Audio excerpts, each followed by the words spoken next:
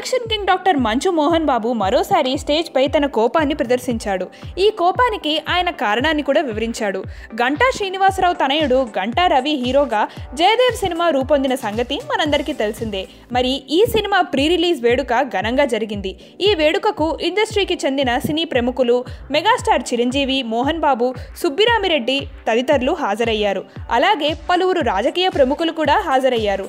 వీరిలో కొడాలి వెంకటేశ్వరరావు అత్యుత్సాహం ప్రదర్శించి మాట్లాడుతూ గంటా రవి డేట్స్ను నేను చూస్తుంటాను. ఎందుకంటే ఎప్పుడైనా హీరోకు ఆరోగ్యం సరిగ్గా లేకుంటే ఆయన స్థానంలో గంటా శ్రీనివాసరావు గారు వచ్చి నటిస్తారు.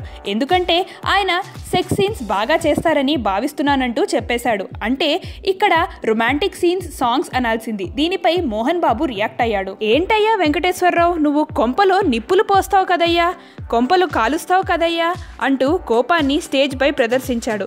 గంటా శ్రీనివాసరావు ప్రజలకు మంచి చేస్తాడు కాబట్టే అతను 3 సార్లు ఎమ్మెల్యేగా ఎంపికయ్యాడు. అలాంటి వ్యక్తిని పట్టుకుని సెక్స్ సీన్స్ బాగా చేస్తాననడానికి నీకు నోరెలా వచ్చిందయ్యా? అతని భార్య వింటే ఆమె ఏమనుకుంటుంది అని అన్నాడు. Hi, this is Ruksha. To watch more interesting videos of India Glitz, subscribe to IG Telugu.